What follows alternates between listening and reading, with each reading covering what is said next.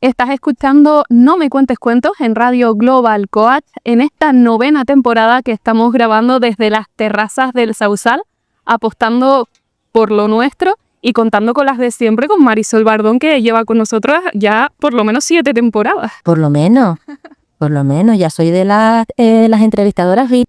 Total. Marisol, hoy vamos a hablar de crisis. De las crisis. ¿Cómo podemos definir la palabra crisis?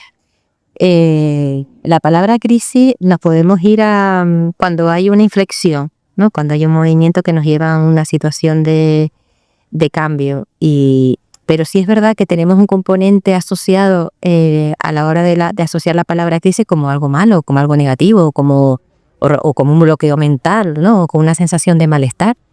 Y la crisis, vista como previo a lo que puede ser un cambio, nos puede llevar, pues bueno, a un cuestionamiento en un momento determinado de qué estamos haciendo, o ante una situación externa que viene de manera imprevista, ¿no? Que genera a su vez un movimiento interno que nos puede llevar a tomar decisiones donde podemos hacer ciertos cambios que tienen que ver con nuestro bienestar. Es decir, un momento de crisis puede venir por diferentes situaciones, ¿no? Como por ejemplo una enfermedad. Hay determinadas situaciones que ante una enfermedad imprevista pues lleva una serie de cuestionamientos. ¿Cuánto tiempo hemos dedicado al trabajo? Si hemos ocupado en nuestra vida, hemos ocupado con actividades que tienen que ver más con el disfrute o que tienen que ver más con la parte laboral, cómo estoy en la parte relacional, si hay dificultades que no he atendido. Sabes que he visto desde ese punto de vista, el momento de crisis puede ser un momento de cambio, viéndolo desde una parte como productiva, ¿no? Como útil, como nutritiva. Sobre todo lo comento porque muchas veces cuando nombramos la palabra crisis nos asusta, ¿no? Y nos lleva a un componente como de malestar, independientemente de que el malestar se puede dar, ¿no? Pero forma parte también del proceso vital, ¿no? Creo que ahí también deberíamos de plantearnos ciertos cambios a lo mejor imprevistos o impensables, si se han generado por un movimiento brusco, ¿no? Tanto interno externo. Sí. Solemos escuchar que cuando una persona se compra, por ejemplo, un coche caro, ya le entró la crisis de los 50. Esto va por etapas, es cuando ya vamos llegando a los 30, a los 40, a los 50, se van replanteando la vida y cosas distintas. A ver, cuando hacemos ese tipo de movimiento, ¿no? Ahí podemos tener dos cosas. Una, pues porque quería comprarme el coche y tengo el dinero y me lo compro y punto. O sea, también tenemos que acostumbrarnos a soltar el análisis y el diagnóstico a todo el mundo, que tenemos una tendencia a analizar y a diagnosticar porque hemos sacado el graduado de psicología en TikTok. Entonces ya vamos todos con, eso es porque tienes una crisis. Pues mira, pues a lo mejor es que tenía pasta, le encanta el coche y se lo ha comprado. Ya está, ¿no? Y otras veces también tiene que ver con conductas que se pueden, psicología a veces llamamos conductas contrafóbicas, ¿no? Que tiene que ver con, hay una serie de malestar que no atiendo, no lo miro, no lo observo, paso un tupido velo, lo evito y tengo conductas de compensación. Y una conducta de compensación puede ser pues irme de tienda y hacerme pues un gasto tremendo, ¿no? O hacerme un cambio de look. Ahí podemos irnos a dos vertientes, porque lo hago porque quiero y lo decido, o si es verdad que tiene que ver con no miro lo que tengo que mirar y ese malestar lo transforma. ¿Qué es lo que pasa? Que la recompensa es inmediata y la recompensa y el disfrute es inmediato, pero claro, no estamos dando respuesta donde hay o no hay que dar, ¿no? Si yo no atiendo el malestar, sí, un bolso de Carolina Herrera puede ser la leche, pero es una recompensa inmediata. A las 72 horas ya el bolso está aquí, está guay, me lo he comprado, pero el malestar no tiene que ver con eso, no tiene que ver con otra cosa. Pues ahí también, bueno, estar un poquito en el punto de observación y dejarnos sentir a ver por dónde vamos, pero sin castigo y sin diagnósticos, por favor. ¿Cómo podemos cerrar esas etapas para que se viva como un renacimiento y no como un duelo? Nos ayuda muchísimo a hacer como una especie de valoración, ¿no? De chequeo, ¿no? Un poco poner la mirada en todo aquello que sí ha funcionado, en todas aquellas cosas que más o menos hemos ido dando respuesta, y luego en lo que no, ¿cómo lo podemos reparar? Ahora estamos en un momento que es muy importante la reparación, ¿no? Un poco lo que comentaba antes de empezar la entrevista. Nos ha costado mucho entender en lo relacional el poner límites, ¿no? Y más o menos ya eso de establecer límites, de hacerlo como medida de cuidado hacia mí, ¿no? Todo eso ya se ha ido integrando y vamos caminando en esa línea y está bien. Pero también tenemos que ahora empezar a incorporar lo que tiene que ver la reparación. Y lo que tiene que ver la reparación es con que hay cosas que se pueden transformar. Entonces ahí también incluir la reparación social en lo relacional nos ayuda muchísimo en lo que es el bienestar. Entonces, cuando hacemos revisiones de situaciones de crisis, pues a lo mejor tropezamos con algo en lo relacional que está todavía taponado, con algo que a lo mejor en un momento dado tuvimos que tener una distancia, pero que a lo mejor hay una probabilidad de reparación. Y ahí también dentro de la reparación está la capacidad de entender y comprender que nos podemos equivocar y que tenemos derecho a cambiar también. Yo me puedo equivocar, darme cuenta, pedir disculpas, ¿no? Y poderme comportar o hacer desde otro lugar y perdonar o ser perdonada, ¿no? Dentro de lo que es el concepto de perdón, dentro de los límites, ojo, que no quiero ir más allá. Sí, porque tenemos también que aprender a tener ese derecho, ¿no? A cambiar de opinión y de no ser las mismas personas o el mismo pensamiento que teníamos hace unos años, ¿no? Claro, porque date cuenta que somos seres en evolución, gracias a Dios. Tenemos capacidad de aprender. Es que te dicen, no, es que tú antes no eras así. O tú pensabas de otra manera, o dijiste que nunca ibas a hacer esto y ahora lo estás haciendo. Ya, pero también es verdad que ahí nosotros vamos tomando decisiones, ¿no? Y vamos un poco dando respuesta a la vida con la información que tengo. Si yo de repente empiezo a adquirir otra información que me lleva a un pensamiento crítico, me lleva un poco a ver cómo encajo esto ahora en mis valores, puede tener sentido.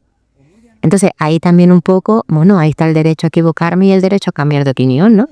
Pues a veces, y gracias al derecho de cambiar de opinión, podemos llevar a otros mundos reflexivos y podemos incluso reparar en lo relacional, no quedarme en la rigidez enfrascada en eso que yo pienso, digo, ¿no? Pues podemos ampliar la flexibilidad. A lo mejor lo que sí puede chocar es que yo tenga muchos cambios muy bruscos en un corto periodo de tiempo. A lo mejor eso sí se ve ahí más como una conducta de compensación, porque hablábamos antes, ¿no? Más contrafóbica, que es lo que tiene que ver con una parte de transformación vital. Tan corto periodo de tiempo, tanto cambio, pues a lo mejor eso sí se puede un poco interpretar que algo sucede. Pero dentro de un proceso de reflexión, de cosas que van sucediendo en la vida, que yo vaya abordando, entendiendo, comprendiendo, valorando, cambiando, haciendo ajustes, pues somos seres racionales y dentro de los mamíferos pues superiores, ¿no? Cuando vamos pasando estas etapas, los 20, los 30, los 40, nos vamos haciendo obviamente más mayores, ¿cómo se puede lidiar con esa sensación de pérdida de la juventud? Ahí hay, bajo mi punto de vista, no perder esa parte identitaria y no perder la mirada hacia nosotros o nosotras mismas, ¿no? Y sobre todo con la parte de aceptación corporal, de revisión, de dónde estoy y quiero estar, una parte de cuidados, ¿no? Entonces, colocándonos ahí nos lleva más, bueno, pues a valorar un poco, ¿no? Lo que ha pasado y de dónde estoy, a darle utilidad de dónde vengo, porque gracias a todo eso ahora me coloco aquí y un poco empezar a vivir desde esa parte de aceptación, ¿no? Con nosotros y nosotras mismas en el momento presente y también poner la mirada en lo que ahora hay que antes no había, perdón. Sí, pues antes había pues una juventud más visto desde lo físico, ¿no? Una impulsividad también vista desde lo racional y ahora pues puede haber una sensación de más templanza, ¿no? Más sosiego en las decisiones. Puede haber una experiencia que nos lleve a unos aprendizajes que nos han nutrido y que ahora podemos estar de otro lugar. Es como ir un poco desde dónde vengo y a cómo estoy, pero como digo yo siempre mirándonos desde el cariñito, no desde el ataque. Obviamente nuestro cuerpo va envejeciendo y obviamente claro que van a haber cambios. Van a haber cambios, pero bueno, si hay un cuidado hacia mi cuerpo, bueno, pues no tiene por qué haber, ¿verdad? Porque sobre todo cuando, y eso lo veo yo mucho en consulta, a medida que cumplimos años, el miedo más presente que se genera es la pérdida. La pérdida de las personas que te rodean o la pérdida porque tú te puedes ir, ¿no? Una enfermedad puede fallecer. Y ahí también un poco para dar respuesta a ese miedo tiene que ver con cómo me estoy cuidando y qué estoy haciendo. ¿No? Porque lo otro es inevitable, o sea, no lo sabemos, está fuera de nuestro control. Porque un poco lo que podemos dar respuestas es lo que hago yo. Claro, y cuidar también ese diálogo interno, ¿no? De cuando te miras al espejo y te ves esa primera cana o esas arrugas que ya van saliendo, ¿no? Y es cuando te das cuenta que el tiempo pasa. Claro, pero como digo yo, nuestro hígado también tiene los años que tiene. Nuestros ojos tienen los años que tiene, pero yo no me miro al espejo y miro el hígado, el páncreas o el corazón. Y esos órganos también van cumpliendo años. Lo que miramos es el exterior. ¿Y por qué miramos el exterior? Porque se nos acepta y se nos valora por el exterior. O sea, nosotros nos saludan o nos dicen algo y no nos dicen tiene que pasar algo muy exterior para que nos felicite por nuestro trabajo. Te tienen que ver en un artículo impreso, te tienen que ver en una entrevista en radio, te tienen que ver ocupando un puesto de mucha responsabilidad para que se te felicite, ¿no? Pero al final un poco el feedback que recibimos tiene que ver con nuestro cuerpo. Oye, qué bien estás para la edad que tienes. Oye, qué bien te conservas, ¿no? Entonces, al final hay una valoración muy externa de cómo somos. Y el cómo somos es inevitable. O sea, yo no voy a estar ahora a la edad que tengo cuando tenía 20 años. Pero es que si vamos a una valoración general, ningún órgano ni cuerpo. Es imposible. Entonces, ahí también un poco, yo creo que también tenemos que un poco empezar a medir lo que expresamos cuando vemos a la gente. Sí. ¿Qué expresamos, no? Los comentarios, Comentarios. ¿no? Los que no se pueden quitar en 5 segundos, ¿no? O tengo un espejo en mi casa, no hace falta que me digas que estoy gorda. Exactamente. Tenemos una tendencia a hacer un comentario y sobre todo a expresar desde el comentario como si se necesitara, ¿no? Entonces ahí también un poco empezar como a parar, ¿no? Y no hacer esa visión, porque ahí tiene que ver mucho con el tema de las crisis, sobre todo en las mujeres. Porque ahí tenemos otra. Una mujer cuando cumple 50, sí tiene un cambio vital a nivel físico, ¿no? Y ahí ya se empiezan a notar ciertos cambios en piel, en pelo, en cuerpo. Y eso va un detonante de descuido, de ya sale de esa parte social, ¿no? O de no se cuida, o qué le pasa, o mira tú qué descuidada. Pero ojo, es cuando un hombre cumple los 50, porque el componente, lo bien que está, qué guapo está con esa parte de, ¿no? Qué atractivo es con el pelo canoso. Ahí también nos damos cuenta de cómo diferenciamos a la hora de poder expresar. Entonces, ni un lado ni otro, yo creo que también hay que empezar a dejar de decir, ¿no? Sí. En cuanto a esto que no podemos controlar, que es externo a nosotros, los comentarios que nos hacen los demás, yendo hacia nosotros, ¿cómo podríamos llevar mejor esta parte de validación, de no necesitar esa aprobación externa, sino que recibirla de nosotras mismas? Hombre, si son personas que tienen una relación pues con un vínculo muy intimista, ¿no? Un vínculo importante, el expresarlo. Les digo, mira, yo, ¿no? En comentarios de mi cuerpo y tal, digo, yo creo que ya no deberíamos estar haciendo un poco ahí también, intentar marcar otras pautas en lo relacional. Y eso es crecimiento en las relaciones personales, que cambiemos nuestra comunicación y nuestra manera de estar. Y luego con aquellas personas que no conocemos, pues ahí tenemos que elegir las luchas. Elegir una lucha es no te voy a responder, sino no respondo a ese comentario y te pregunto cómo te encuentras tú, qué tal estás, ¿no? Ya está, o sea, no te voy a responder a ese comentario. Lo recibo, pero no te respondo, porque si yo no respondo, no me justifico. Si yo no me justifico, no estoy yendo en contra de mí. Entonces ahí también es importante el cómo nos narramos, ¿no? Y luego también poner la mirada que esos comentarios vienen de la persona que lo dice, no de ti. Y ahí también un poco colocarnos en esa parte de validación de yo sé cómo estoy, yo me miro al espejo y sé cómo estoy, ¿no? Y las decisiones sobre mi cuerpo las tomo yo. Yo me quiero teñir, si me quiero operar, yo qué sé, cada vez nadie las decisiones que quiera tomar, ¿eh? Exactamente. Marisol, muchísimas gracias por este ratito No Me Cuentes Cuentos, por hablar de esta crisis y darle otro enfoque. Gracias a ti por la invitación, Raquel. Y continuamos en No Me Cuentes Cuentos, mostrando estos maravillosos trabajos de Arena y Plata. Estás escuchando No Me Cuentes Cuentos en Radio Global Coach desde las terrazas del Sausal, donde seguimos dando visibilidad al talento canario en este programa de bienestar y emprendimiento.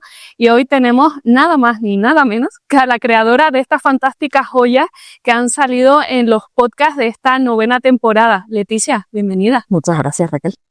¿Cómo llegas a esta idea de mezclar el producto local con la joyería?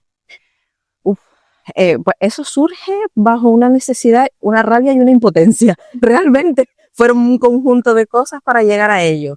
Yo, pues después de mucho tiempo viviendo fuera, vuelvo a Canarias, empiezo a hacer markets, ¿vale? Para un poco tantear el producto y ver cómo era la gente en Canarias después de muchos años estando yo fuera. O sea que, bueno, hay que hacer un poco estudio de mercado Y como bien se ha comentado siempre, pues cuando eres autónomo eres, pues en mi caso, la mujer orquesta.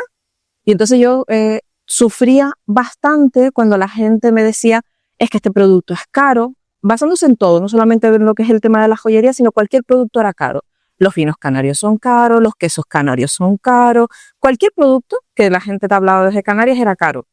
Yo había vivido muchos años fuera y yo decía, no entiendo por qué la gente dice que es caro. Es un producto, los que tenemos en Canarias, de muy buena calidad. Tenemos unos productos que además son elaborados de forma artesanal. Nosotros no tenemos industrias, o las industrias que tenemos son industrias realmente bastante pequeñas, con producciones limitadas, y no lo entendía. Y entonces a partir de ahí fue cuando dije, no, tengo que empezar a un poco reeducar, y digo lo de reeducar entre comillas, porque bueno, pues al final la gente se educa la que quiere y no la que tú quieres educar, sino tiene que estar dentro del propósito de las personas. Y entonces empecé a hablar y a buscar productores canarios. Bueno, pues como bien sabes, pues he hecho cosas con cacao, con café, he hecho con vinos canarios, con queso, con espirulina, con muchísimos productos, ¿vale? Es una lista inmensa porque es un proyecto que llevo desde hace más de 2 años. Y entonces esa fusión realmente lo que me permitía a mí era explicarle a la gente cómo se elabora el producto. Es decir, cómo se elabora una joya, y una vez entiendes el cómo se elabora una joya, puedes entender su precio. Cuando tú entiendes el cómo se elabora y los procesos que conlleva, pues fabricar un vino o elaborar un queso o elaborar cualquier producto de forma artesanal, consigues entender el porqué de su valor, el porqué de su nivel y el porqué de sus características, ¿no? Y rompes un poco ahí. Entonces toda esa idea surgió así, y de ahí pues lleva saliendo muchísimas joyas, porque en esa fusión lo que yo hago es un maridaje, una cata, un maridaje de productos elaborados en Canarias, ¿de acuerdo? Con joya. Entonces, bueno, pues yo me invento una joya loca de las mías. Tú sabes que, que el día que nos reunimos te expliqué que cuando llegaste allí, viste, fue como, ¿pero qué tiene esta mujer aquí? Que tiene cosas muy, tan dispersas, ¿no? Que se sale un poco de lo que es la joyería convencional.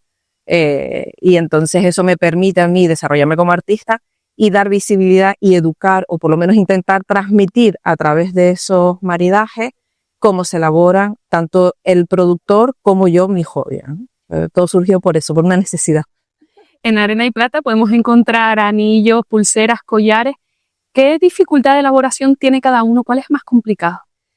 Una pregunta difícil, porque realmente yo no creo que la dificultad esté en el producto en sí, sino también en tú como artesano a la hora de desarrollar. Por ejemplo, pues no sé, que un médico general tiene conocimientos de todo, pero a lo mejor en determinados aspectos tiene que especializarse, ¿no? Pues un poco la joyería pasa igual. Para mí, a título personal, ¿vale? De las piezas que me resultan a mí más difíciles son 2 en este caso. Uno serían los anillos, porque es verdad que cuando te viene un cliente, pues un anillo tiene que tener medio, un colgante normalmente no, como mucho a la altura o las dimensiones según la persona, pero un anillo tienes que tener en cuenta muchos aspectos. Si hace calor, se te hincha el dedo. Y entonces viene la clienta, me lo hiciste muy pequeño. Es que cuando te lo mediste hacía 10 grados, hacía mucho frío y entonces tenías el dedo pues más fino. Con los años también las articulaciones se nos van ampliando y es como, ¿por qué me servía antes la anillo? Estoy más gorda. No, no estás más gorda. Es por eso. Entonces, para mí la realización de anillos es de las cosas más complicadas por eso. Y luego hay que tener en cuenta diferentes factores a la hora de hacer un anillo, no solamente la dimensión, sino si el anillo es más ancho, es más estrecho, cambia también la numeración, ¿vale? Aunque tú lleves un número, cambia y es distinta. Y una segunda pieza que a mí, más que dificultad, para mí son retos, ¿vale? Son las que tienen ergonomía. O sea, tú sabes, viste que hay algunas piezas que tienen movimiento. Entonces, para mí esas piezas son las más difíciles porque el papel, como se suele decir, lo aguanta todo, pero tú crear una pieza luego, cuando estás ahí con la estructura para soldar y se te cae de un lado, se te cae del otro y entonces empiezas a rabia, esa frustración, ¿no? A nivel personal, pero para mí esas son de las piezas más difíciles, que tampoco es que sean más difíciles, pero bueno, si hay que poner un grado de dificultad y ponerle como esa diferencia, para mí serían esas 2 piezas. Creas piezas, pero también las restauras. Y es que yo te conocí a ti cuando estabas entregando un anillo que era de la abuela de esa persona, ¿no? Y la cara, o sea, si yo lo pude sentir, ¿cómo lo vives tú? A ver, es de las cosas que más satisfacción me da a nivel personal. A mí me encanta diseñar, me encanta todo lo que es el tema de la farándula, me encanta todo lo que es hacer joyería, me encanta enseñar. Pero la restauración de joyas, aparte de que me gusta y me satisface, para mí me genera un sentimiento de responsabilidad muy grande. Porque tú imagínate, en ese caso de esa persona, ¿no? que estás hablando tú, ella tenía un anillo que era de su abuela, que su abuela es verdad que está viva, gracias a Dios, pero no vive con ella, está en otra parte del mundo, ¿vale? Porque además ella es inmigrante. El anillo se había roto y era como, no, no es el valor económico, porque ella me decía, no, es que es de plata. Y yo le decía, ya, pero es que las joyas, en general, todas las joyas, no es el valor del material en sí. Para mí, cuando yo restauro una joya, es el valor sentimental, la historia que está contando ese anillo, de dónde viene ese anillo, todo lo que engloba detrás, y luego en la satisfacción mía personal o la responsabilidad también de cuando yo estoy en mi taller trabajando, porque en ese caso es verdad que era una restauración sencilla, ¿vale? Era un anillo que se había, pues había partido y había que ponerle una ampliación de lo que era el metal, en este caso era de plata, pero para mí la responsabilidad era, no es si rompo el anillo, yo lo puedo volver a hacer, no pasa nada, era un anillo relativamente sencillo, técnicamente hablando, que se podía haber realizado de nuevo. No es eso, es la historia que tiene, es el sentimiento que tiene ese anillo, es lo que para ella significa, para esa chica lo que significa ese anillo, ¿no? Entonces, para mí eso es no sé cómo decirte, es una responsabilidad, pero también es una alegría. Y luego tú cuando le entregas, como tú dices, un anillo o una joya que has restaurado a un cliente y ves esa cara de felicidad y al final le demuestras y descubre que no solamente estás restaurando una pieza material, sino que sigues contando historia a través de una joya, ¿sabes? Maravilloso. Incluso yo le dije a esta chica en concreto, digo, por favor enséñaselo a tu abuela, por favor enséñaselo, y se lo mandó a toda su familia, ¿no? Que estaba afuera y todo el mundo era como, claro, luego lo limpias evidentemente y cambia un poco el aspecto, pero, y yo por ejemplo he restaurado joya, ya que estamos hablando de la parte de restauración, en este caso era restaurar una joya que ya existía y que la querían conservar tal cual, la querían como estaba.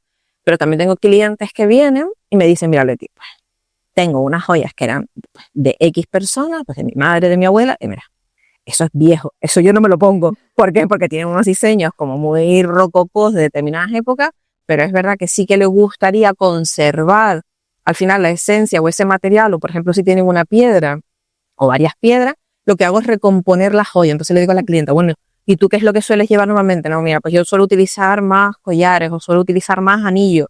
Entonces lo que hago es de esa joya original, en algunos casos, se puede transformar dándole simplemente un pequeño cambio, ¿vale? Pues con una serie de cortes y soldando determinados elementos. Y en otros casos el cliente me dice, mira, no, tengo el caso, ¿vale? De una persona que se separó y me dice, mira, Leti, toma la alianza de oro. Mira, así fue como, toma, quiero que le pegues fuego, que se cambie todo y volver a hacerme otra joya. Y yo me quedé así como un renacer. Entonces, por eso digo que existe un poco de todo, ¿no? Existe la persona que quiere conservar la joya tal cual porque tiene como ese sentimiento y cada vez que lo ve o lo toca, ¿no? Le acerca a esa persona, ¿no? De forma mental y no física, pero es el tenerlo ahí tan cerca, ¿no? El sentirse seguro al final. Luego están las personas que dicen, mira, yo me encanta, las heredé de mi familia, pero quiero darle una vuelta de tuerca y actualizarla un poco más. Y luego está la persona que dice, sí, es mío, lo quiero restaurar, pero para darle un cambio de vida, ¿sabes? Que no quiero saber más nada de la vida anterior de casado y quiero hacerme una joya nueva también. Entonces, sí. Para mí esa es de las cosas más, no sé, cómo decirte, más bonitas, ¿sabes? El reparar una pieza de metal y que se siga conservando el recuerdo es una satisfacción personal. A ver, tengo que pagar los trimestrales, ¿vale? Pero es verdad que me llena bastante, sí, el ver la felicidad en la gente, sí. En No me cuentes cuentos enseñamos la cara y la cruz de la moneda, lo bueno y lo malo, bien has dicho los trimestrales, por otro lado esa satisfacción. ¿Qué es lo más complicado de tu sector? Wow. Mi sector, en estos momentos, ahora mismo en el momento de vida en el que estamos a nivel global, ¿vale? No solamente ya luego, o sea, voy a hacer un poco una genérica me voy a ir al mundo entero y luego voy a ir yéndonos hasta Canarias, hacer como una visión de Zoom en Google. En general, en el mundo, yo pertenezco a varias asociaciones a nivel nacional y a nivel internacional, y es verdad que el sector de la joyería ahora mismo está flaqueando bastante, está bastante flojo, ¿vale? En todas las partes del mundo. ¿Por qué? Por diferentes aspectos externos. Pues hoy en día tenemos el famoso fast fashion, que todo el mundo quiere además todo nuevo, tienes que innovar todo el tiempo, tienes que ponerte cosas nuevas todo el rato. Parece que si te pones lo mismo y repites, como que no estás llevando como tienes que ir. y no vas como la influencer o como la instagramer, y es como, por favor, qué estrés, ¿no? Ponme una tila porque necesito relajarme, ¿no? Entonces, bueno, eso es verdad que no facilita nada el sector de lo que es la joyería, porque es verdad que el sector de la joyería es un sector totalmente distinto. No estamos hablando, en este caso, de bisutería, sino estamos hablando de joyería. Es decir, son metales nobles, estamos hablando de piezas que tienen un valor muy superior a esas piezas hechas, elaboradas de forma industrial, sin nombrar ninguna cadena, pero bueno, todos sabemos que entramos en internet o con el móvil y rápidamente en X tiempo tenemos ese producto, ¿no? Entonces, eso por un lado nos afecta bastante a lo que es el sector de la joyería. Luego ya empezamos a cerrar el núcleo, ¿no? Ya nos venimos a España, nivel España. Evidentemente, el nivel económico que tiene cada país influye, porque al final la joyería, pues no es una necesidad, no es un producto de primera necesidad, ¿vale? Al final, pues es un lujo, es una satisfacción, es un reconocimiento o un agradecimiento, ¿no? Hacia ti o hacia otra persona que te quiere dar ese producto, ¿no? Eso por un lado. Y después, si nos hacemos más pequeñitos y nos venimos a Canarias, ¿vale? Ya cuando llegamos a Canarias ya es como, mira, desisto, me voy a mi casa, me siento y no voy a dedicarme al mundo de la joyería. Porque en Canarias, bueno, pues tenemos el estigma de estar aquí, no tenemos envíos, no nos envían a Canarias, el conseguir materia prima, estamos hablando de que es una materia prima que nosotros no extraemos metales aquí, nosotros no extraemos piedras. Y cuando hay piedras naturales que existen en Canarias, evidentemente por una cuestión de territorio, pues está prohibido la extracción de esos metales. Entonces al final te encuentras con varios problemas. Uno a nivel global, luego te encuentras con el segundo problema que sería a nivel nacional, económicamente hablando, ¿vale? Que la joyería no es un sector de primera necesidad. Y luego por otro lado tenemos el hándicap de estar en Canarias, ¿vale? Es verdad que yo salgo mucho fuera, como tú sabes, yo me voy mucho a Madrid, entonces es verdad que al final haces contactos y haces, pues relaciones con otros proveedores de otros países, desgraciadamente. Yo recuerdo cuando volví a España, la primera feria que fui, además fue justo antes del COVID, en 2020, y yo toda feliz de la vida, yo no, he vuelto a Canarias, he vuelto a mi tierra, yo defiendo mucho Canarias después de tantos años viviendo fuera, y es verdad, tenemos una materia prima, unos productos maravillosos, unos profesionales estupendos, y me voy a la Feria de Madrid y empiezo a buscar proveedores de determinados productos, ¿no? Y entonces era muy peculiar porque proveedores alemanes, franceses, y en aquel momento que no estaba el Brexit con Inglaterra, no tenían ningún problema con hacerte envíos a Canarias, con las cantidades que tú querías, todo perfecto. Y yo decía, no, yo como buena española, no, yo quiero que todo se quede en España. Entonces te ibas a un proveedor español y era, no, si usted quiere cajas o bolsas o quiere, no, y entonces me tenía que traer unos pales enormes a Canarias y yo decía, a ver, vamos a poner una situación, soy artesana, soy una artesana además en Canarias, comenzando, yo decía, no voy a tener cajas aquí, pero para toda mi vida de lo que me queda si trabajo hasta los 80 años, ¿no? Porque si la facilidad o la inconveniencia que tenemos o la dificultad que le ponen a proveedores de península también para enviar a Canarias, pues con DUA, no sé qué, que eso si quieres en otro podcast, lo hablamos, ese tipo de dificultades, Melón, sí. pero sí es un melón para abrir porque es verdad que realmente según qué sectores lo tenemos mucho más complicado. Y luego, desde mi punto de vista a nivel aduanero, que bueno, aquí abre un poquito el melón, creo que a veces hay una falta de conocimiento, ¿vale? Entonces, dentro del sector de la joyería, que tú me estás preguntando ahora mismo, ¿qué otras dificultades hay? Luego está también la dificultad esa de lo que es el conocimiento. Entonces, para mí, de las cosas más difíciles es el poder vender, ¿sabes? El poder vender en Canarias y la rivalidad también que existe a veces, ¿no? Entonces, la gente cree que por el hecho de estar en Canarias es como que no puede haber, no, aquí tenemos además nosotros en Canarias con toda la cantidad de turismo, o sea, no tienes más que ver las estadísticas de cuánta gente entra al año, ¿no? Y si se mueve casi que la misma cantidad de gente en Canarias que en Península, ¿por qué tiene que haber rivalidad entre compañeros? Entonces, no debería de ser una dificultad, pero a veces, desgraciadamente, lo es. Yo es verdad que no creo en esa rivalidad, además es una rivalidad que a mí a título personal, no digo que no es que me afecte, sino que no la siento, porque yo con mis compañeros tengo bastante del gremio, por lo menos con los que yo trato. Luego hay otros que no conozco, evidentemente, porque no conozco a todo el mundo, y otros que directamente no quieren conocerte, que es respetable, ¿vale? Como todo en la vida. Pero es verdad que tenemos una serie de dificultades en Canarias bastante grandes a la hora de vender y de comprar y de suministrarnos y de todo. Pero bueno. Leticia, tú has estado viviendo en Brasil, también en Canadá. ¿Qué experiencias te has traído a Canarias? Lo primero, la primera experiencia, para mí de las más importantes, es el crecimiento personal. Yo me fui de aquí y considero que era joven, ¿vale? Porque yo me fui de aquí con 31 años. Me fui de Tenerife, además me fui con una niña pequeñita. Me fui con un bebé de 5 meses y medio. Que la bebé ya hoy en día es enorme, ¿no? Es grande. Pero yo me fui con un bebé, me fui a un país totalmente distinto al nuestro, cultura diferente, idioma diferente. La gente me decía, no, ya verás que el portugués y el español se parecen. Como el italiano y el español. Sí. No tiene nada que ver. O sea, yo sufrí mucho, entonces al final ese sufrimiento, y digo, hoy en día lo llamo sufrimiento, aunque cuando lo vives te das cuenta que no es sufrimiento como tal. Al final, cuando tú sales de tu área de confort, ¿vale? Porque al final todos aquí estamos muy cómodos, pero cuando tú sales de tu área de confort, que fue lo que me ocurrió a mí, yo no me fui que me hubiese gustado, probablemente lo hubiese hecho por vivir la aventura de vivir en Brasil, y yo me fui por una necesidad, llegó una crisis en España y me fui a trabajar.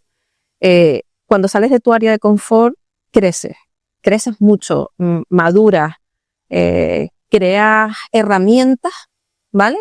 Para vivir en general, en la vida, pero para todo, porque luego te sirve para todo en la vida.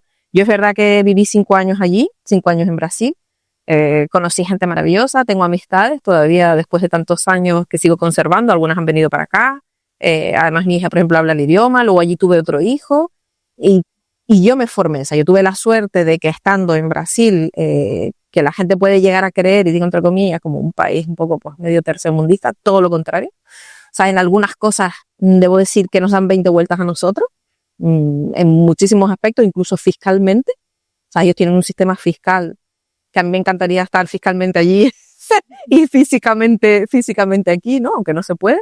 Pero aprendí mucho, me hizo cambiar, me hizo madurar, aunque yo siempre he sido una persona que ha viajado muchísimo toda la vida. Yo empecé a viajar cuando la gente aquí en Canarias no viajaba sola.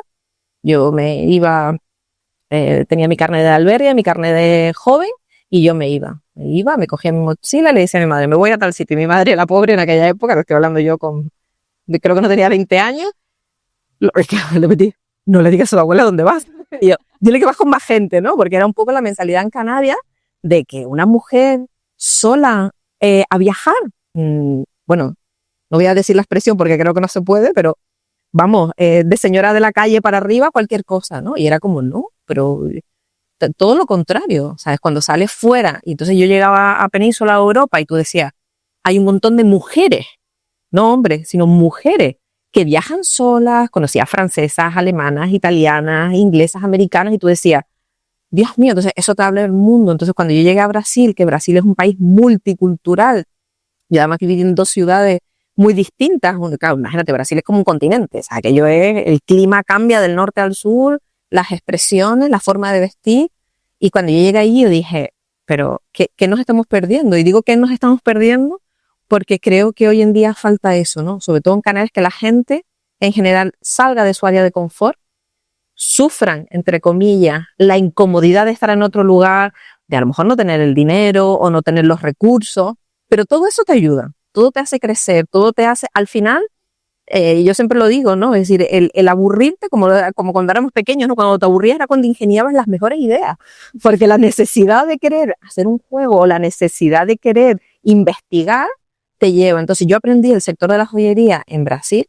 Le doy las gracias, pero inmensamente, a los profesores que tuve allí que me formaron, incluso la formación en diseño con Débora, que es una tía, para mí es una crack, es de las mejores que yo me he encontrado. Y allí, estando allí, la diferencia entre estar allí, que es de las cosas que yo me doy más cuenta ahora, ¿no?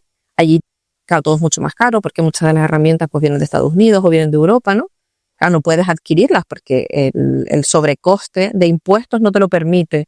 Entonces al final te la inventas la máquina o la herramienta y al final acabas sacando herramientas. Cuando yo regresé a Canarias, y recuerdo una vez me dice una compañera, no, porque necesito esta herramienta, y claro, es que no me llega porque la necesito, y yo le decía, pero no le veo la necesidad. Me decía, ¿cómo que no? Digo, no, puedes crearte esa misma herramienta con este otro artículo. Y me mire, me dice, ¿eso cómo tú lo sabes? Digo, la necesidad. Digo, sabes la necesidad, ¿no? Luego, verdad, estuve en Canadá 1 año. Ahí, por ejemplo, descubrí también la diferencia entre el mundo de la joyería. Tú en España tenemos formación profesional para el tema de la joyería o tenemos escuelas privadas. En Brasil tienes formación profesional y luego en Brasil tienen una cosa que se ha perdido mucho en España y en Europa, que es la de los maestros. Entonces, tú eres la aprendiz de.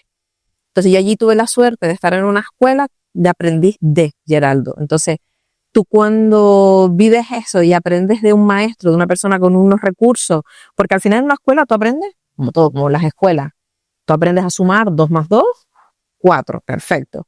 Pero cuando tú vas luego a la calle y le dices a un niño, ya no le dices 2 más 2, le dices 3 más 1. Y a lo mejor el niño se queda, porque al final todo eso, cuando tú estás trabajando directamente con un artesano o con un profesional del sector, te haces aprender cosas que vas a encontrarte en el futuro, ¿no? Y a cómo resolver problemas sobre la marcha. No solamente el aprendizaje del libro, que bueno, eso al final lo leemos. Y sin embargo, en Canadá, fíjate, el año que estuve viviendo allí, no me pude dedicar a la joyería. Porque para ellos la joyería es a nivel universitario, es una formación superior. Allí se valora muchísimo, igual que en Brasil se valora de forma artesanal, en Canadá también se valora muchísimo y se valora hasta el punto de que, no, usted si no tiene el nivel de inglés suficiente no puede comprar ni una botella de gas ni un bután, y era como una frustración, pero eso también ayuda, porque es verdad que luego me formé en otros sectores de diseño, de gemología, en otras áreas, pero te das cuenta de cómo en cada país le dan un valor distinto a las cosas, ¿no? Como la artesanía, algo que en España estamos queriendo, parece que volver a recuperar, como en España se ha perdido durante muchos años, ¿no? Y al final los oficios, porque la joyería era un oficio, además era un oficio masculino, no era un oficio femenino, ¿no? Era un oficio que se aprendían de generación en generación. Entonces, el hecho de haber estado fuera, descubrir que los oficios siguen existiendo, el crear recursos, el ampliar mi mente, el diversificar en otros sectores y de otra manera, y el colaborar con otros compañeros, yo creo que para mí, bueno, volvería a repetirlo, de verdad. En su momento lo hice y volvería a repetirlo, y quién sabe si a lo mejor lo vuelvo a hacer, nunca se sabe.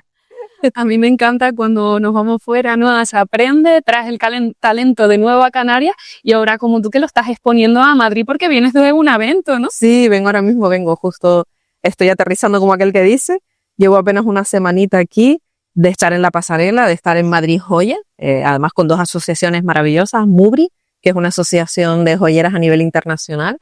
Yo pertenezco a la sede española, pero vamos, tiene una sedes por todas las partes del mundo, por diferentes países, y luego con Joyería Sostenible, que es una asociación a nivel mundial también, con la sede además en Gran Canaria, aquí en la isla de al lado, y su directora Paola, que es un encanto, una maravilla de niña, y encontrarte con los compañeros en Madrid, el poder presentar tus joyas. Por eso te digo lo de que a mí me gusta mucho el tema de, aparte de las colaboraciones, como hablábamos al principio, de colaborar con gente de Canarias, con otros artesanos, con otros productores, porque yo creo que ha ido como contigo, o sea, el poder colaborar, el poder participar y que nos nutramos, ¿sabes?, unos de otros. Con el sector joyero pasa exactamente igual. Yo sí que es verdad que tengo por lo que hablábamos, es decir, el hecho de haber vivido en Brasil y ver que es un sector que se sigue conservando como gremio, cosa que en España estaba perdiendo. Ahora muchas de las asociaciones a las que yo pertenezco vuelven otra vez a crear ese sector gremio, ¿no? Es maravilloso. Entonces, en el caso de MUBRI, en la edición de septiembre, quien organiza es Madrid, es la MUBRI España, e interviene MUBRI Internacional. Entonces viene gente de Panamá, de Brasil, hay sede en Estados Unidos. Entonces te nutres de todos tus compañeros, porque es verdad que la joyería no es igual en todas las partes del mundo. Tú te vas a ver joyería artesanal en Alemania, no tiene nada que ver con la que hay en Italia o la que puede haber en Sudamérica, en diferentes partes de Sudamérica, porque entre México, Brasil y Argentina, por ejemplo, hay una gran diferencia a la hora de elaborar en las materias primas o incluso en los propios diseños, porque todo eso influye. A mí mi joyería yo siempre me la llevo a mi territorio, a Canarias. Tú llevas un collar ahora mismo inspirado en nuestra famosa estrella de mar roja, ¿vale? Entonces todas mis piezas siempre dan o una pincelada a un elemento canario o da una pincelada a cualquier producto nuestro, ¿no? Porque al final yo me lo he traído. Entonces, según las partes o las regiones a las que va, no todos los joyeros hacen le dan esa puntada, ¿no? O esa coma a su país de origen, pero eso al final te influye, ¿no? Tus experiencias de la vida. Entonces, Madrid Joya, a mí lo que me permite, o MoMA en este caso, que también tuve la suerte de desfilar en la pasarela. Bueno, yo no desfilé, pues hay que dejarlo claro. No fui yo, fueron mis joyas. Entonces, que hay que dejar a las profesionales hacer lo suyo. Entonces, no, para mí de verdad es un momento importante porque en ese momento normalmente suelo ponerla por primera vez las joyas a las modelos, y es cuando por primera vez ves a tus joyas realmente siendo lucidas y te das cuenta, en muchos casos, por ejemplo en mi caso, que no creo que realmente sea tan buena joyera, creo que simplemente, bueno, pues soy una joyera que me he formado, que he aprendido y que hago unos diseños quizás diferentes, pero cuando lo ves ahí y escuchas a las personas, porque yo creo que también son, en mi caso, o yo creo que en general, bueno, por lo menos en el mío, ¿no? Soy muy autocrítica de no, podía haber hecho esto, podía haberlo hecho mejor, podía haber cambiado, ¿no? Entonces nunca te quedas como satisfecho al 100% de tu colección o de tus obras o de lo que tú haces. O sea, cuando tú estás allí y escuchas a la gente, ay, mira esto, ay, mira aquella joya, entonces ahí tú dices, ay, eso lo hice yo. ¿Sabes? Y es como, ay, qué bien. Entonces, claro, tú te quedas calladito, evidentemente escuchando. Es el momento en el que puedes tener un feedback de la gente o de las modelos, cuando te dicen, ay, pues me gusta esto, o me siento cómoda, o no sé, ¿sabes? Esa parte es muy bonita, gratificante, como lo de restaurar joyas. Pero sí, acabo de aterrizar y muy feliz de mi vuelta. De hecho, yo animo a las personas que nos están escuchando a que comenten, ¿no? En la barrita de comentarios qué le parecen las joyas de Leticia, que las pueden encontrar en Arena y Plata, y agradecerte este patrocinio en la 9ª temporada de No Me Cuentes Cuentos. Yo encantadísima, y además, como te dije antes, estoy toda novelera, pero estamos preparando ahí las joyas y yo, no, porque es verdad que, bueno, no sé si lo hemos dicho o lo has dicho, pero vamos a intentar dar una pincelada con las joyas a la persona que estás entrevistando en la medida de lo posible, así que sí, espero que a la gente le guste. Cada joya está relacionada con las personas que vamos a entrevistar. Yo te agradezco muchísimo, Leticia, por este ratito y por exhibir tu joya. Muchas gracias. Gracias a ti. Y continuamos en No Me Cuentes Cuentos en esta 9ª temporada, que seguimos difundiendo el talento empresarial y también de artistas, de escritores, como es Carol Luján, que tenemos el lujazo de tenerla por aquí en nuestro programa. Carol, bienvenida. Bien, muchas gracias. Gracias por invitarme, Raquel. Bienvenida también a ti, a este espacio conmigo. Y nada, muchísimas gracias.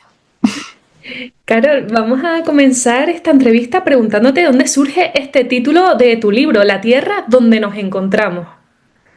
Pues mira, el título de La Tierra donde nos encontramos surge de querer hacer un homenaje a lo que es el Congo, que es donde está basada lo que es la novela, bueno, en concreto la saga, y también hacer ese homenaje tiene un doble sentido, ¿no? Es a esa tierra donde están nuestros protagonistas, y después también es que no deja de ser el lugar donde ellos se encuentran. Y entonces esa es la idea, y también la saga, que se llama Flor del Zaire, todos sus títulos utilizan elementos propios de África y de lo que es el Congo para reflejar un poco la belleza de este país, que parece que está ahí olvidado de la mano de Dios, con todo lo que ocurre en él. Y entonces era como ese homenaje a esa tierra hermosa, ¿no? Yo tengo que confesar que he estado bichando tu página web, vi que eras enfermera también. Sí. Y me gustaría pues preguntarte cómo conectas con las emociones y con esa época tuya a través de la literatura. Realmente yo empecé a escribir para mí, no empecé a escribir para nadie más. Y entonces, a medida que fui escribiendo, lo que me fui dando cuenta es que surgían muchas emociones y que le ocurrían a nuestros protagonistas, que eran como muy vivenciales también, ¿eh? No es que las historias que le ocurran a ellos me ocurriesen a mí, pero sí que esas emociones, esos sentimientos, esos miedos, esas inseguridades, pues yo en algún momento de la vida la viví, o incluso he visto también en otras personas esas inseguridades, esos miedos y demás. Y entonces pues me resultó, era más fácil para mí escribir desde ahí que escribir desde quiero hacer un género concreto, enfocado, por ejemplo, ¿no? En un principio que empecé creyendo que escribía novela romántica. Y después, cuando en su momento la gente empezó a leerla, porque esta novela la publiqué en 2021, y esto no deja de ser una reedición, pues resulta que la gente me decía, Carol, es que no es romántica, es un poco intimista, habla tiene una sensibilidad, una delicadeza. Otros me hablaban de que si tenía una connotación social y política, otros que se me hablaban de una parte espiritual, y yo dije, mira, quizás también sea que es todo lo que a mí me mueve, pues al final no deja de estar plasmado en la literatura, ¿no? Yo creo que uno al final, el escritor no puede apartarse tanto de su obra, sino que su obra también se impregna mucho del escritor, ¿no? A mí me resuena mucho lo que comentas, porque mi faceta escritora tengo etapas de que hay veces que tengo mucha inspiración y muchas ideas y otras veces que no. ¿Tú también te has visto en esta situación? ¿Qué has hecho para recuperar esa inspiración de nuevo? Mira, generalmente yo lo que me he dado cuenta es que como no te sientes a escribir, la inspiración no llega. Esa es la primera, sentarte delante del ordenador y empezar a escribir. Y, por ejemplo, ahora llevo cosa de un mes y poquito que no he escrito. También he estado con otros temas y tengo una novela a punto de terminar, me quedan 1 o 2 capítulos. ¿Y por qué no la he terminado? ¿Por falta de inspiración? No, es porque también sé que si lo termino la historia se acaba. Y entonces ahí también entra el rollo del escritor, de yo, es que como la termine esto se acaba y tengo que empezar con otra historia y yo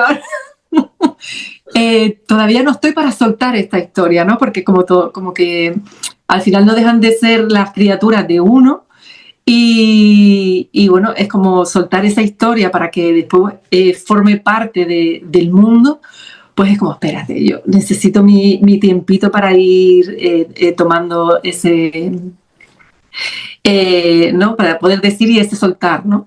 Y entonces, pues entiendo que a veces no es que se haya ido la inspiración, sino que a veces nosotros mismos también bloqueamos porque detrás hay algo que se está moviendo y por lo menos en mi caso, en concreto, es el no querer terminar la historia porque sé que si no la historia se acaba y hay ahí un apego a esos personajes que da penita soltarnos.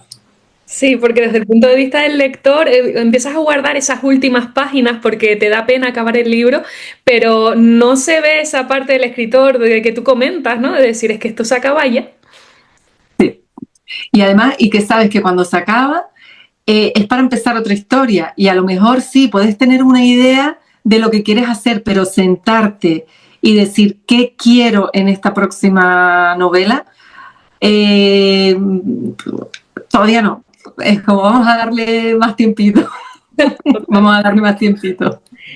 Además, para que estas emociones salgan, estas ideas, también nos ponemos música, ¿no? Hay estas técnicas. He visto por ahí también que tú te pones alguna que otra playlist. Sí. Y además, no es que me ponga playlist. Yo lo que uso son canciones que a mí de repente me llegan, me inspiran y me las meto dentro de la playlist. Cuando me doy cuenta, tengo una playlist enorme. Y porque cada canción, cada melodía, porque a veces no es solo música pop y demás, sino también a lo mejor hay música clásica o música instrumental, pues claro, esa música me lleva a conectar más y mejor con la historia y con los personajes. Y entonces, claro, puedo llegar incluso a escucharlas en bucle, ¿vale? Estoy a lo mejor semanas escuchándolas en bucle porque estoy escribiendo una escena que me evoca esa música y a mí me encanta. Reconozco, es que sin música no me hallo si no escribo sin música. Por eso intento que no sean en español. ¿Por qué? Porque es que entonces me pongo a cantar en español y ya no escribo. Te vas del tema. Que no es porque le tenga nada en contra de la música en español, sino es porque si no me despisto, digo, no, necesito música que no entienda, pero que a mí me evoque algo bonito. Aunque después lo que hago también es busco el significado, busco la traducción para ver si es que lo que están cantando está teniendo que ver con esto que estoy escribiendo. Y generalmente suele acertar. O sea, como que esa emoción me la ha transmitido la música y se está plasmando en la novela. Es muy curioso el proceso creativo. Sí, totalmente. Esa música te trae a ti el mensaje y el mensaje que le quieres dejar tú al lector, ¿cuál sería? Realmente mi mensaje es que el lector disfrute de la historia. Y ya después, si hay algo con lo que se queda reflexionando o pensando, maravilloso, pero en principio es que la disfrute. Porque yo recuerdo, bueno, no sé si a ti te ha pasado de leer, mira, yo recuerdo El Principito, la primera vez que lo leí, una piba, a mí El Principito, que todo el mundo hablaba, El Principito, y yo decía, esto no le veo nada, no le veo nada. Luego cogí ese libro de más adulta y lo empecé a leer y yo dije, Dios mío, todo lo que trae El Principito. Entonces es como, yo creo que también depende del momento en el que esté el lector, la historia le va a llegar de una forma o de otra. Entonces, mi objetivo principal es que la disfrute y ya después, si le llega algo y algo se le queda ahí con el rumbu rumbu pensando, o oye, fíjate tú, ¿no? Como me decía, no es que tiene un trasfondo político, un trasfondo social. Digo, pues no lo sé, pero es lo que a ti te ha llegado. Cada uno Yo lo que simplemente te estoy hablando de un país, ¿no? Y tú ya le das la connotación que para ti en ese momento te está llegando, ¿no? Claro, para las personas que nos están escuchando, ¿dónde pueden encontrar el libro La tierra donde nos encontramos? Mira, lo pueden encontrar en mi página web, en carollujan.com. Es importante decir que es un libro en ebook digital, es gratuito. ¿Por qué? Porque este libro ya en su momento salió, a la gente le gustó, lo leyó, pero no tuvo mucha repercusión, no fue más allá. Y, y entonces eso lo que ha implicado es que se haya hecho gratuito para que la gente me conozca, vea si le gusta lo que lee y si es así, pues que siga adelante con esta historia, ¿no? Y que me sigan leyendo. Carolina Luján, muchísimas gracias por este ratito, no me cuentes cuentos. Muchísimas gracias a ti, Raquel. Un abrazo enorme. Y continuamos en No me cuentes cuentos con unos minutos musicales. Estás escuchando No me cuentes cuentos en Radio Global Coach and PNL en esta 9ª temporada donde seguimos hablando de emprendimiento y hoy además hablamos de liderazgo, de comunicación y de marca. Para ello tenemos con nosotros a Raquel González, creadora del proyecto Mujer en Evolución. Raquel, bienvenida. Gracias Raquel, encantada de estar aquí contigo en tu podcast. Raquel, vamos a comenzar viendo el significado de una mujer referente, porque lo escuchamos mucho, pero ¿en qué nos basamos para clasificar a una mujer como referente? Mira, esa pregunta me encanta porque es con la que yo empiezo siempre las charlas, ¿no? ¿Qué es una mujer referente o quién conoce a una mujer referente? Si alguna vez la has hecho, te das cuenta que cada persona luego contesta cosas muy distintas. Pero al final para mí una mujer referente es aquella que vive con satisfacción y a gusto consigo misma, haga lo que haga, se dedique a lo que se dedique, ¿vale? Que eso luego, si quieres, lo desarrollo un poco más. Eh, pero sobre todo es desde esa vivencia, digamos, en paz y eso le permite inspirar e impactar a las personas que tiene alrededor. Por eso digo que da igual a lo que se dedique, puede ser simplemente, simplemente una señora que es madre, una mujer madre, que tiene a sus hijos, ¿no?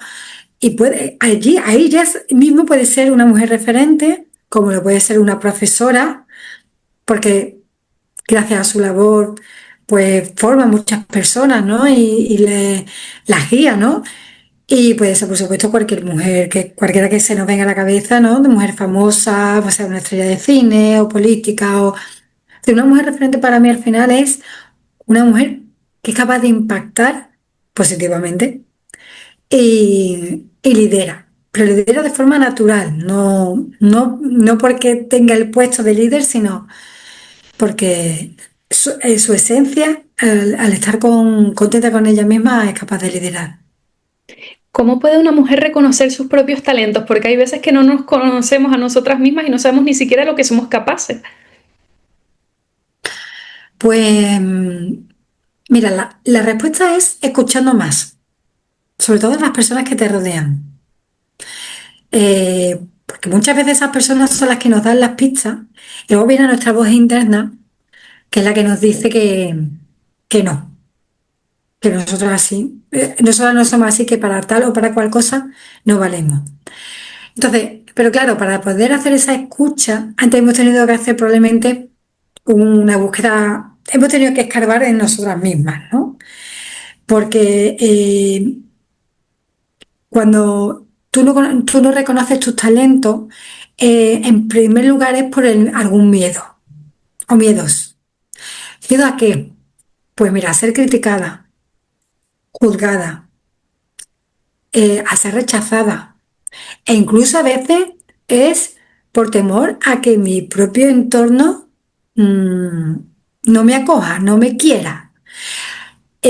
Suena muy, muy fuerte, pero a veces simplemente intentamos pasar desapercibida por no sentir ese rechazo, y la mayoría de las veces ese rechazo en primer lugar viene de las personas que tenemos alrededor, y muchas de ellas puede ser tu madre, pero puede ser tu pareja o tus amistades, tu círculo de amistades. ¿Qué pasa si efectivamente estamos rodeadas de personas que, nos producen ese miedo, que a veces es un miedo que hemos adquirido cuando éramos pequeñas? Pues lo típico, que a lo mejor preguntas en clase algo o respondes y ya automáticamente te ponen la etiqueta de la empollona, la sabelotodo o la pelota del profesor, ¿no? Esto nos tiene que sonar, porque seguro que si no lo hemos vivido en primera persona, a alguien alguna vez hemos visto que esto le ha ocurrido. Esto va generando unas creencias que son las que hay que eliminar para que de verdad podamos ver claramente cuáles son nuestros talentos. ¿Vale? Y ahora, ¿cómo verlo? Pues en primer lugar, escuchando. Pero si tenemos la mala suerte, o bueno, estamos rodeadas de personas que quizás nos restan, pues el primer paso es alejarse un poquito, si no definitivamente alejarse un poquito de esas personas que hacen que dudemos de nosotras mismas. Sí, muchas veces se dice que el entorno no importa, pero sí influye bastante en nuestra forma de percibirnos, y al final, pues si quieres cambiar, ¿no? Y llegar ahí, tienes que al final moverte y juntarte con las personas que sí están donde tú quieres estar, ¿no?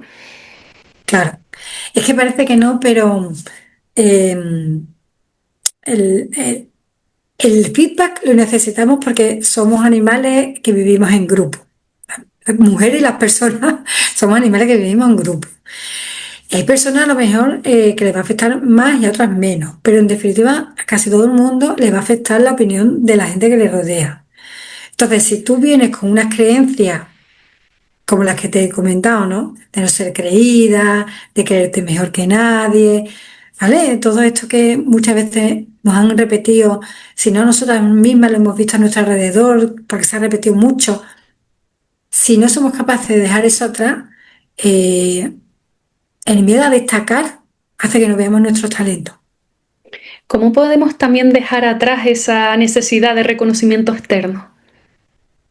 Esa es muy buena también, porque además irá muy bien con la anterior. eh, y reconocer nuestro... A ver, la transformación sería efectivamente pasar de esperar a que nos lo reconozca nuestro entorno, a pasar a validarnos, ¿no? Nosotras mismas, reconocerlo, ¿no? Entonces, hay que hacer el trabajo anterior que he dicho para no depender de reconocimiento externo, porque es importante. Es decir, todos necesitamos que en algún momento nuestro trabajo, nuestro esfuerzo, la labor que realicemos, a los demás no lo reconozcan, ¿vale? Pero una cosa es que te reconozcan, pues el trabajo que realizas. Oye, pues qué bien lo has hecho, o menos mal que estabas tú, porque gracias a ti, ¿no? Ha ocurrido tal cosa o ha dejado de ocurrir tal otra. Eso es una cosa, y otra cosa es que te creas que vales solo si los demás te dan esa medalla, ¿vale? Em, eh, Hay que ser un poco autocrítica, ¿vale? Pero una vez que somos conscientes de los talentos que tenemos, mm, tenemos que apostar por confiar, seguir confiando. Es decir, primero es el trabajo anterior que he comentado en la pregunta de antes, ¿vale? Hacer ese trabajo de, de dejar atrás los miedos, las creencias, los mensajes. Ese trabajo es previo, pero una vez que ya eso lo tenemos un poquito atrás, poco a poco se irá transformando de esa validación externa, esa dependencia, como bien tú dices, porque una cosa es que tú quieras que te lo reconozcan y otra cosa es que dependa para tú creerte que eres importante, que tu trabajo es importante. Porque esto me hila mucho con un fenómeno que se llama, no sé si lo conoces Raquel, el síndrome de la tiara. No sé si, vamos, probablemente no las he escuchado. Pues muy interesante. Fueron dos ex directivas de Facebook, ¿vale? Las que pusieron este nombre, que al final lo que viene a decir es que las mujeres, sobre todo en nuestro lugar de trabajo, ahora vamos a centrarnos en el trabajo, ¿vale? Ocurre con demasiada frecuencia que esperamos que nuestro responsable, nuestro superior, nos reconozca el trabajo. Y mientras no nos lo reconocen, no pedimos aumentos de sueldo o no somos capaces de decir, pues mira, me gustaría liderar o gestionar, ser responsable de este tal proyecto, o me gustaría promocionar porque estoy preparada, ¿vale? El símbolo de la tiara viene a decir que la tiara, que es ese símbolo de la reina, ¿vale? Que te la coloques tú, que no espera que venga nadie a colocártelo, porque te puedes morir esperando, ¿vale? Es decir, ¿cómo transformar? Pues colocándonos en la tiara, al final. Raquel, sería la respuesta final, ¿no? Colocándote tú haciendo el trabajo preciso de autoconocimiento, reconocimiento, identificación, y una vez que ya lo tienes claro, aunque te cuesta, aunque el sudor, ¿no? De decir, madre mía, pero ahora cómo me voy a presentar yo aquí diciendo que soy experta en algo, o que esto se me da muy bien. Pues porque se te da bien. Y porque más, porque seguro que en algún momento los demás te lo han dicho y eres tú la que te niega a creértelo. Entonces, una vez que has hecho esa transformación interna, se verá la transformación externa y dejará de depender de esa validación. Claro, porque hay que transformar también las palabras que muchas veces no le damos la importancia y está el quiero que se me reconozca y el necesito que se me reconozca y a veces lo decimos tal Exacto. cual y no estamos viendo la carga que hay detrás. Es que fíjate tú la frustración que arrastramos muchas veces, yo me he visto ahí, ¿eh? De ver que mi trabajo, pues sí, me lo han reconocido, ¡ay, qué bien! ¿No? Lo típico que se dice la palmadita a la espalda. Pero es por el sentimiento a lo mejor bueno, de la pertenencia al grupo de trabajo en este caso y de que te den la importancia que tiene lo que tú desempeñas. Y eso es mm, lógico, digamos, ¿no? Queremos que nuestro esfuerzo se vea recompensado. Pero claro, si eso te va a limitar, ahí ya sí que hay un problema que rascar y trabajarlo. Y que cuanto antes se trabaje mejor, porque te vas a dar cuenta de la cantidad de cosas de las que eres capaz y que tú misma eres la primera que te has casi negado, ¿no? Sí. Raquel, desde tu experiencia, ¿qué es más difícil, liderar o comunicar? Bueno, para mí la comunicación va intrínsecamente ligada al liderazgo, porque no se puede liderar si no comunicas adecuadamente. No hay liderazgo sin comunicación correcta y adecuada. No comunicar tampoco de cualquier manera. Hay que saber comunicar, pero para mí saber comunicar es cómo escuchas, cuál es el mensaje, cómo lo transmites, si eres asertiva, si, si estás dispuesta a escuchar sin que te arrastre, digamos, la necesidad de imponer tu postura. Eh, Todo esto son habilidades imprescindibles para comunicar, como yo digo, adecuadamente. Y una vez que tú esto lo tienes desarrollado, ya no te voy a decir que venga todo rodado el liderazgo, pero te va a ayudar mucho en tu capacidad de liderazgo. Claro que hay muchas Por personas. tanto, Sí, sí, sí, perdón. para mí es más difícil, por tanto, comunicar adecuadamente que liderar. Si no sabes comunicar adecuadamente, podrás ser jefe o jefa, pero no estarás liderando, estarás mandando, porque es Sí, lo que toca. tal cual.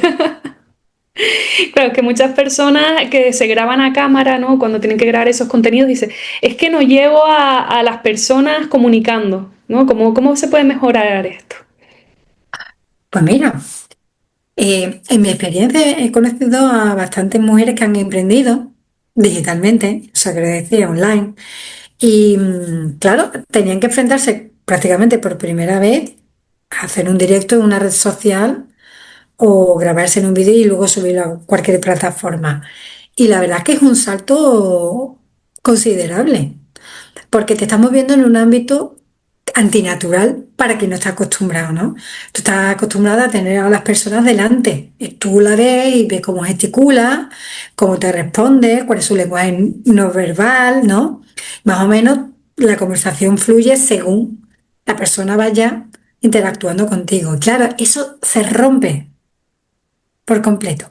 Entonces, los consejos que yo siempre he dado han sido los siguientes. El primero es que con que una persona que te esté escuchando, tu mensaje ya está llegando a alguien. Y lo segundo, que nadie está ahí pendiente para criticarte. Como mucho, mucho, lo único que va a pasar es que pase de largo mientras tú estás hablando y no le impacte con tu mensaje. ¿Vale? Esa es la segunda parte, ¿no? Es cómo moldear un mensaje que de verdad conecte. Pero el miedo es ponerte verdaderamente a la cámara. Se trabaja pensando que hay mucho público que a todo el mundo, por supuesto, no le va a gustar, pero que tú te imagines que la propia cámara es alguien y que te imagines que las personas que están detrás son gente afín a ti, porque quien se queda es afín a ti, que no se va a ir, pero quien se queda y aunque sean dos, tres personas o 10, es afín, algo le está llegando de ti. Por tanto, tú continúas. Para una. Al principio será una, pero luego al final pueden ser cientos.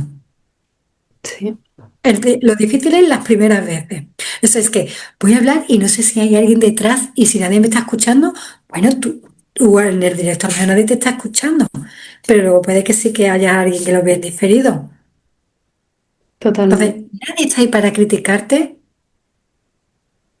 Y segundo, olvídate, olvídate de que eso es una pantalla y que no sabes quién hay detrás. Tú imagínate que es tu amiga, tu hermana, tu hijo, tu pareja, tu madre o quien sea, alguien que de verdad es afín a ti y te quiere escuchar. Y luego practicarlo tantas veces sea necesario hasta que veas que estás más segura. Nos podemos comunicar de muchísimas maneras, podemos estar aquí hablando de cómo comportarnos en el escenario, de cómo hablar a cámara, pero a mí me gustaría entrar en la comunicación escrita para que nos hables un poquito de tu libro. Mm. Bueno, el libro se titula Eres una mujer referente, la guía para sacarla de tu interior, que yo creo que ya más o menos, según lo que hemos estado hablando, algo de pistas da. Es un libro que parte de la idea de que ya eres referente. Ujú. Hoy ya lo eres. Ahora, ¿qué ocurre para que tú no te percibas así? Algo está ocurriendo, ¿vale? Y a través del libro, de las prácticas, porque es un libro muy práctico, con muchas actividades, muchos ejercicios para reflexionar, para verse desde otro lugar, yo te acompaño a quitarte todas esas capas de cebolla, ¿vale? Hasta que tú ves la mujer que eres también, la mujer oculta, la que o no hemos sabido o nos ha dado vergüenza y miedo enseñar. Porque a veces que no la reconocemos y otras veces que nos da vergüenza mostrarla. Sea una cosa o sea la otra, en ese libro, el libro está diseñado para que encuentres el camino y te sientas identificada y te muestres tal como eres. Para adquirir esa seguridad, esa confianza, esa tranquilidad, ¿verdad? ¿No? Mira, yo soy así, tengo cosas que mejorar, seguiré aprendiendo porque esto es un aprendizaje continuo, No se trata de ser experta, que ya lo sepas todo y aquí nadie ya te va. No, no, no, no, para nada.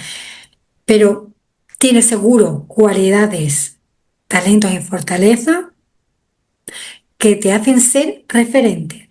A lo mejor en tu cuadrito pequeño, con las personas más cercanas a ti, a lo mejor en tu trabajo, o a lo mejor en tu comunidad, o, ¿vale?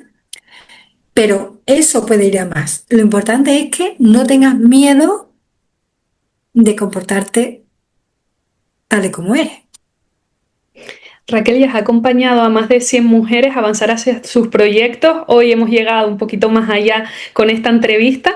Y para las personas a las que le está resonando todo lo que nos estás contando, ¿dónde te podrían encontrar?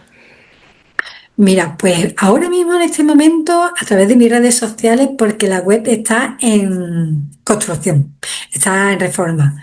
Estoy cambiándolo todo mucho y no me va. De momento me encuentran en Instagram en @mujeres.referentes y en LinkedIn. Principalmente estoy en esas dos. En LinkedIn Raquel González Ruiz, y coach formadora y algo más, que no me acuerdo ahora. Pero si me buscan Raquel González Ruiz, eres una mujer referente, me encuentran. Y luego, bueno, el libro para quien, por lo que sea, tenga curiosidad, quiera saber más. Ahora mismo está en Amazon, porque es la plataforma que está disponible en todo el mundo. Y ahí pueden ver la sinopsis y los testimonios y referencias que ya han dejado muchas mujeres que lo han leído, por si eso también les puede servir un poquito de orientación. Raquel González, consultora, formadora, muchísimas gracias por este ratito en No Me Cuentes Cuentos. Muchísimas gracias a ti, Raquel. Un placer haber estado contigo este ratito. Y nosotros continuamos en No Me Cuentes Cuentos después de unos momentos musicales.